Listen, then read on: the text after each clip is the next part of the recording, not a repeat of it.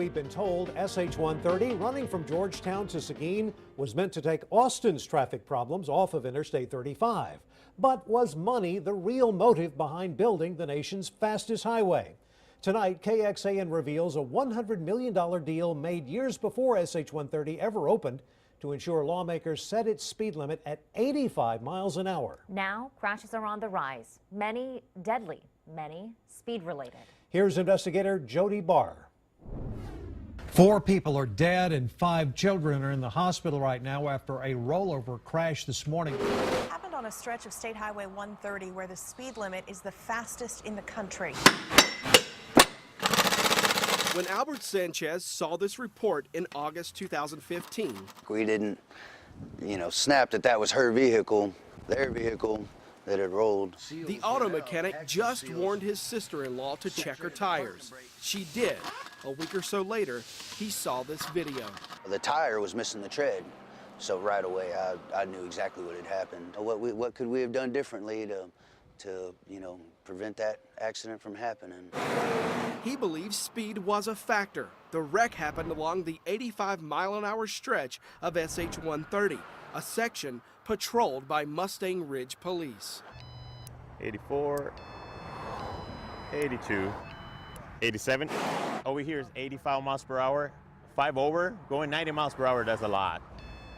90 miles an hour. An average speeding violation for the department. But records show drivers often going much faster, up to 143 miles per hour. At those speeds, crashes can be far worse. Make sure, if you know you're going to travel this SH-130, make sure you check your vehicles before heading out.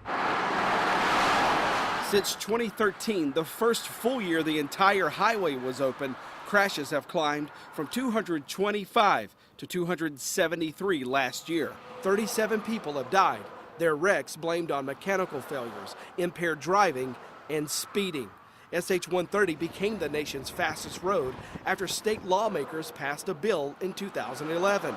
Their intent to make sure the highway was safe at that speed before the Texas Transportation Commission approved the speed limit. To do that, TxDOT had to perform an engineering and traffic study first. So before SH-130 opened, TxDOT performed an interim study, not the final one, which wasn't complete until drivers had been using the highway for 6 months. Texas Transportation Commissioner Jeff Austin voted to approve the speed limit after that interim study. We have the best engineers in the country that are looking at these studies and making recommendations to us based on the construction of a given road. But we discovered engineers weren't the only ones making recommendations back then. Records show a private tolling company that profits from a portion of SH-130 promised TxDOT $100 million to ensure the 85-mile-an-hour speed limit was set before the road opened. Did that have anything to do with your decision? Mr. Barr, I am deeply offended by that question because one life in a fatality is way too much. Any road, period.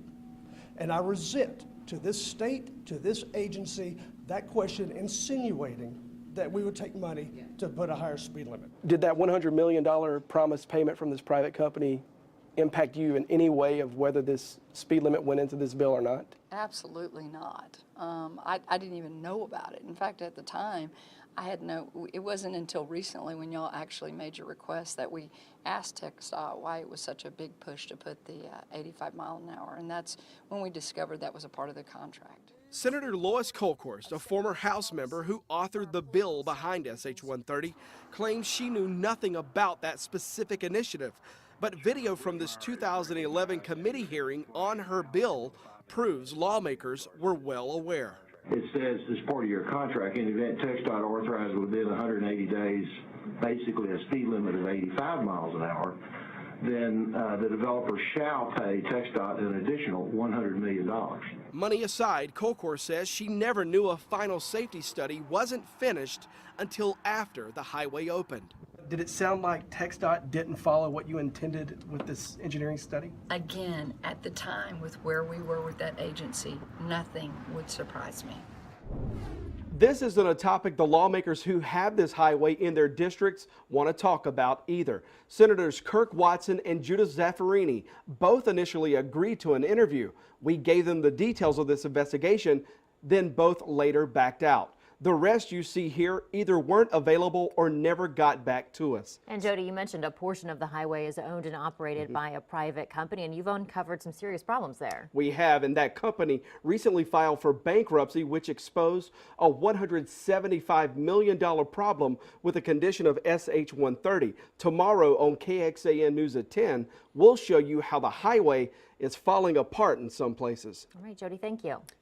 About those crash and death numbers in our report, it's tough to say if they're high or low because there is no other highway this fast in the nation to compare it to. And even with one of the University of Texas top highway engineering experts saying one point that cannot be argued here is simple physics. A person's chances of serious injury or death is higher in a crash out on SH 130 than any other highway in Texas. The fact is that experience indicates that lower speeds tend to be more conducive for safety. They're not conducive for saving time, or maybe not as conducive to attracting toll users, but nevertheless, one would have a very hard time arguing that one is safer at 85 than at 70 or 60. Yeah. No doubt about that. To see those crashes year to year and how the numbers have gone up, check out our interactive features in this story in the investigative section of KXAN.com.